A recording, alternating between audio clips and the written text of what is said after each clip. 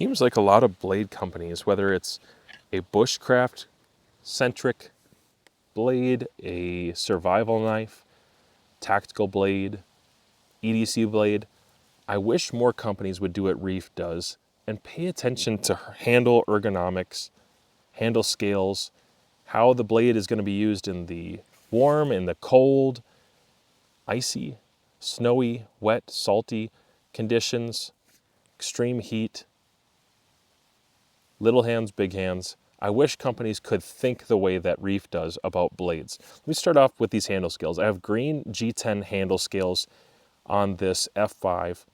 These scales do have a texture to them. No, they do not give me hot spots. I have XL size gloves typically with me. And for my XL size hands, I still have a little bit left over. The F6 is going to give you a touch more. The F4 might be just a touch less. But for the F5, it's very, very well done. You can tell that there's been some good forethought with this because you have Torx or star bit pins through. So if I ever needed to replace these or change these, take them off altogether, maybe I wanted to put on Orange Hunters or micarta in the future, it doesn't matter what it is, I can do it because these are removable. Now when you have pins that go through a knife, it's really hard to work with that. You can't just easily replace those, and then if something breaks, you kind of have a sharp pin sticking out. And I've had that happen before where a scale of micarta was shattered, it broke, and then there was just a sharp pin sticking out on the other side. In a survival situation, that would be really bad. In a bushcraft situation, that's really bad. Even on a trip, if I was just on a short trip, that is kind of a ruiner for the knife.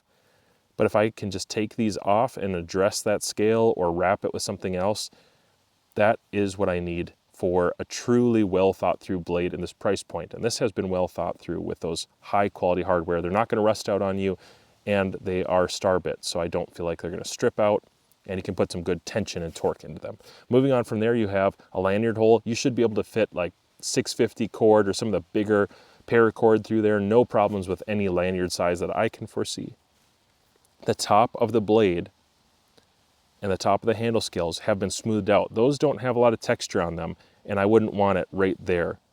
You'll notice that on the back, this right here on your pommel portion is rounded completely. That lends itself to survival and bushcraft because sometimes when you're doing a chest lever cut, so I'm in a confined spot, but when I'm doing this cut, if I had a sharp spine or a sharp handle scale or something that stuck out here, it would not be as conducive for doing chest lever cuts because of that. This though, it's round, it's very comfortable, whether it's my hand brushing up against it when it's on my side, or it's on my belt or duty belt or in a backpack. This is not gonna grab things, it's not gonna be a hook to be uncomfortable, and it doesn't hurt when I use it in that chest lever design. So that handle right there is a great, great design. Ergonomically, if I can come in a little closer, ergonomically, things have been well thought through. I like that there's a micro guard. It's not a huge guard, but it is enough to stop your fingers from going forward, yet it's not so much that I can't get real close to the blade. Sometimes when this gets very, very skinny, if people make too big of a choil, either up here or the finger guard is too deep up front, I really struggle with that design because my fingers bind up into my palm. I've never had that issue with a Reiff knives. They're always quite comfortable, even down to the F3. The F3 is very comfortable in hand. One of the things that contributes to the handle ergonomics on this, aside from the G10 just being a favorable texture, is the broadness and the thickness. And the blade is thick. This is a very stout blade. We'll get to how sharp this is in a second though, because it's still very sharp, but it's a stout blade. And being a stout blade, those handle scales, you can kind of see right here, they have a swell that goes up to where you have longer fingers. Like these fingers up here, a little bit longer, pinky is a little shorter, and it's gonna fit really nicely in that spot without the need for finger grooves, which would be unfortunate. I don't like finger grooves in knives, and this one is not gonna give me hot spots that finger grooves would normally give me. Excellent, well done on the handle scales, the thickness, the ergonomics. Really great for survival bushcraft, and it's actually still fine for skinning and working with. I can still do pinch grip and whatever else I need to with a blade like this. It's not going to prevent me from using it in any consideration, even a tactical consideration, I think. Concerning woodworking capability, even though this is not a Scandi and it's not primarily made to be a carving knife, it has to be able to do some basic wood tasks like material removal and basic firecraft. Maybe a little bit of splitting, a little bit of prying, stabbing, that sort of thing. It has to do all of that within reason. And I think, let's go ahead and test it on here. This V edge that I feel on here, I think it's actually going to produce some pretty nice feathers if I can get this piece of wood to work with me. Oh yeah. Now I find with actually firecraft, I prefer a non-Scandi. Scandi is great for carving, and I do a lot of carving.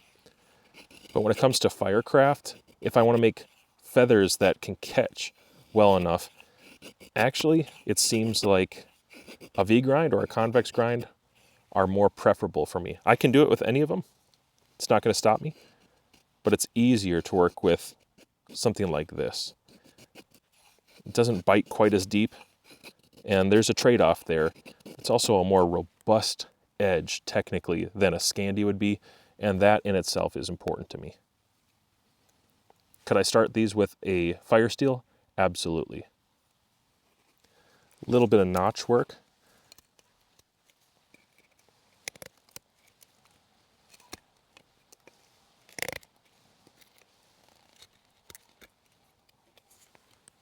This makes notches really fast, very easy, and it's pretty comfortable because of the thickness of that spine. So what I wanted to say about the blade is that I do appreciate Reiff knives. MAGNACUT, I think it strops up really nicely. I think it takes a nice edge. It's durable. It's fairly corrosion resistant. It's got a decent hardness to it. I think he's been doing something like 62, 63, and I know that there's a lot of preferences and discussion around that, and I'll just let all the experts fight that stuff out on their own. I'm talking about real world experience. In the real world experience, I like it. I think it does well, and it's a reasonable steel. This particular blade, if I come in a little closer, this edge actually comes down to a really nice fine edge. It is a thick blade, but the broadness contributes to the ability to bring it down to a nice thin edge. I like the relief cut against that edge. I think it's a nice high angle so that this is going to still be fairly robust, but it slices good. Can still cut up cardboard boxes with it, do utility tasks, cut up zip ties and things like that, but it's not going to chip out, and it's not going to be like trying to use a dull axe against something. Good feather sticks, good carving capability considering what it is. And when it comes to a survival blade, you don't want it to be too heavily in the thick behind the edge category or too thin like a Scandi. I think you want it just like this. In fact, I think this is the perfect survival knife in my opinion. Now, this isn't the main thing I'd use an F5 for, but it is certainly one of the things I'd use an F5 for. That is double thick cardboard, guys. And this thick blade goes through like a 2.5 millimeter blade. I'm telling you, after stropping this guy, I've used it now for 3 weeks, I think. 2.5 or 3 weeks of heavy, consistent use. Actually kind of EDCing it everywhere I go. It slides through this, no effort at all. Part of that is the ergonomics of the handle, I'm sure. But just the blade does so well, and it strops back really easily. I'm very happy with the ability to strop. Still has some piercing capability with double thick cardboard. I'm telling you, this is probably one of my favorite Reiff knives. I just like the ability to wield it easy. It's not super long, but it still has a nice piercing point. It is very thick. Like, I would be concerned sometimes when I would hear the specs that it's this thick, but what that contributes to is a really nice ergonomic handle. And more importantly, with this broadness and the grind starting up here, it's still razor sharp. It's still slicey. Having a thick blade that can still be slicey, I guess I've just seen it done wrong a lot of times where it just doesn't work out. Either the tip ends up being too fragile on some blades, or it's so thick that the ergonomics and the functional capability of the blade isn't there because it just is too thick. It can't really bite into wood very well. You can't slice meat very well, or it dulls and chips easy. Usually the combination just doesn't go well together, but this one is going very, very well. I'm very happy with the performance, and cardboard cutting is a very realistic task. All right, got the Reiff knives. I'm gonna use this to process this little 2-year buck I got behind me.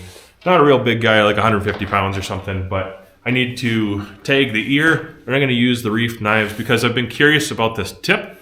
It seems like it would penetrate pretty well, and I haven't put it through a lot of skin yet. I skinned a squirrel with it, and they're just so easy to skin. They're real delicate, most of the parts. Deer's a little tougher, and so that'll be a good test for this, but I'm gonna go ahead and run this through the ear so I can put the tag in.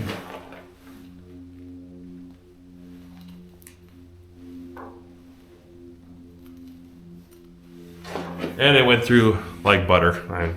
It's not too thick, you know. The tip does have a nice penetrating capability. It's just a slight drop to it, just a slight drop. One of the things that's nice about that is when you're piercing into something or like working around a gut cavity, you can kind of skim the skin without it just hooking back and grabbing that gut cavity where you have to be extra careful. Dexterity is really good on this blade, and so it's easy to run this along. And I know with a survival bushcraft knife, some of what you're gonna do is working with meat or processing game. And I find that this tip makes a lot of sense. It does still have some good, robust thickness to it, but it comes down to a thin enough edge that it's very practical. And I really wouldn't have any issue using this on the whole deer. Actually, I think I will process the rest of the meat with this just to see how I like it and how it handles little nicks on bones and those kinds of things. But I'm confident it'll be comfortable. It's just a very heavy blade for that sort of thing. Normally I use very light kitchen knives or cutting, cutlery in general. This is just a more robust version, but it needs to be able to do both well to be a survival knife, and I'm pretty sure it will.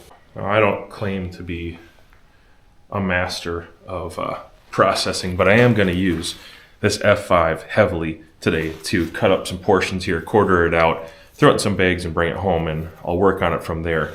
And I'm not going to hone it or resharpen or anything. I've used it heavily in the last week. It's still got a decent edge on it, but I'm going to work on it from this point forward, and then I'll hone it, touch it up, come back when I process it on the table. Under here.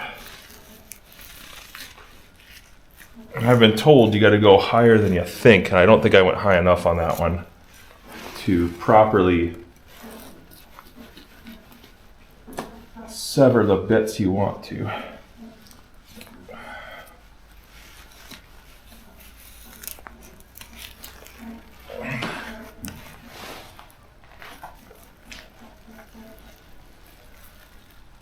And there's no bone connecting, so if you pull up, depending if you go head up or head down, I think you just kind of pull on it as you cut.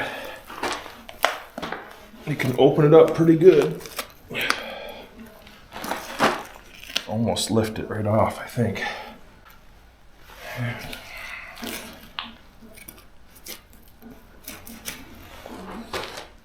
There's a piece. Looks good. Two blades I know that people are going to want to see compared would be the Vicon and the F5. Now, these are not the same blade. They have some similarities for sure, but they're not the same.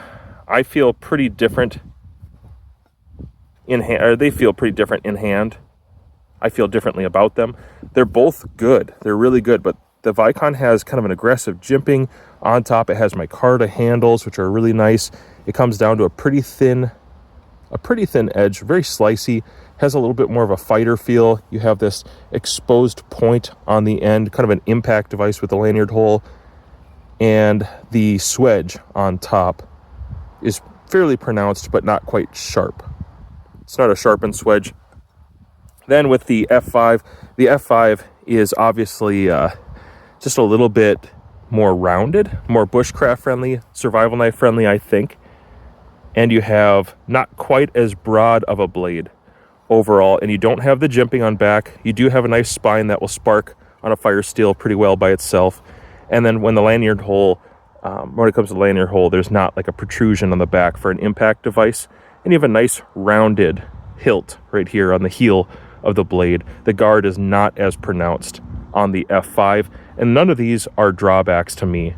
It's just differences depending on how you see your intended use of that blade. Obviously, this one with a larger guard is just a little bit more tactical friendly, fighting friendly, and I would say very friendly. Like, this is an excellent fighting knife.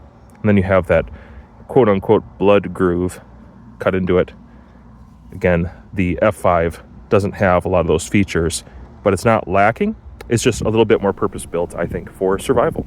Well, there you have it, everybody. Thank you again for stopping by North Knives. If you haven't subscribed to my other channels, like my gun or firearms channels, even my bee channels, go check those out. I do have multiple channels, so if you're into those sorts of things, long range firearms or auto guns, pistols, that sort of thing, I have lots of videos on that on my other channels. And shout out to Reiff Knives. You know, the more that I gravitate towards blades for my channels and kind of talking about EDC blades, survival knives, and that sort of thing, I do seem to gravitate towards premium knives. I just don't find as much interest in the really cheap knives that I used to when I first got into the hobby, and now I'm seeing the value of these Reiff knives. I highly recommend them. Great materials and craftsmanship, and a wonderful company.